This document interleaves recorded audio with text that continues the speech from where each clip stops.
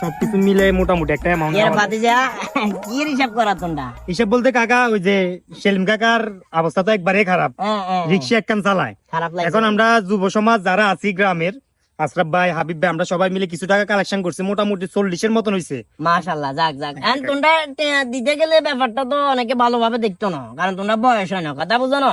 I যে তো মুরব্বী মানুষ, এলাকার একটা দায়িত্বে আছি, যা কালেকশন করছো আরো যদি দিও তাইলে সিস্টেম করে আই দিয়া।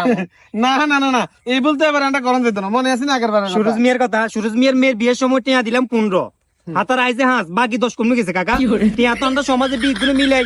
আগে যে সেলিম কাকা সমাজে একজন ব্যক্তিত্ব সম্পূর্ণ মানুষ, হন্ড দিছো হাতের হাঁস আইছে, হাঁস আছে আর 10 কিছু কই। এঞ্জারিল্লা তো মাথা কিছু টাং করেছে। তোমরা কি পাতি আরো চোখ ধরো? অবশ্যই সোর নাটক করে।